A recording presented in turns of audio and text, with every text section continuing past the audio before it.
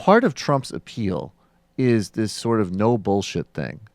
And I wonder at one point, some of his supporters, to the extent that there are any people voting for him that are not completely out there, are going to get tired of the constant prevaricating and evasions. I mean, he does sound to me like a typical politician when he's winking at violence. That's when he's the most indirect and evasive. So there's video, and you'll see the video in this clip, of his campaign manager, Corey Lewandowski, Corey Lewandowski, who we already know is a thug, apparently throwing down a protester at a rally in Tucson. This guy is physically assaulting people.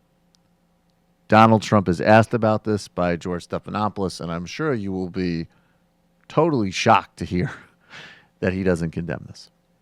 Well, we also have seen that video there of your campaign manager, Corey Lewandowski, who does appear in that video to grab the collar of the protester, also your private security.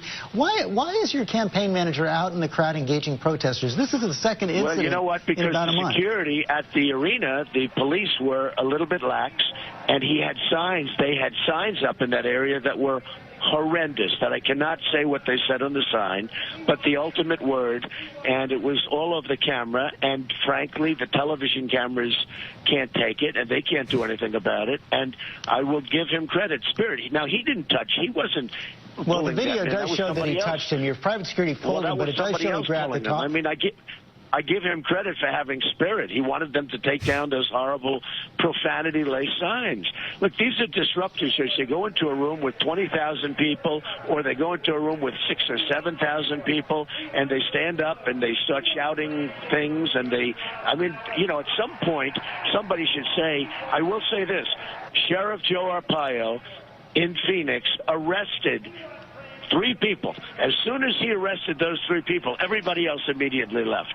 Well, but it is the job of the police to arrest protesters who are being disruptive, if they are indeed breaking law. There's no question. That happened. But you appear to be that happened in the Phoenix area. It didn't happen in Tucson. You appear to be much more upset by the protesters than by the violent response to those protesters. I am very, I wouldn't use the word upset. I think it's very unfair that these really, in many cases, professional, in many cases, sick protesters can put cars on a road, blocking thousands of great Americans from coming to a speech, and nobody says anything about that. But they'll say something about whatever. I will tell you, George, it's very unfair. Let me just tell you, it's a very unfair double standard. Okay, so this is 60s. I mean, it's incredible. He's talking about professional agitators, professional protesters, disrupting good Americans, seeing his speech. I mean, that's it.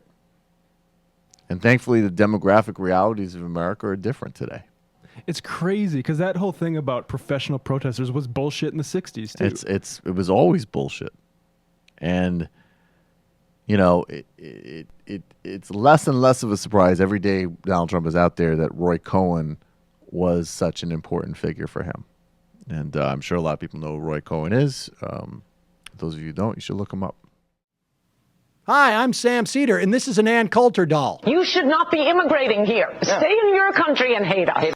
For smart progressive talk and a little bit of this and even a little bit of that. Mission accomplished.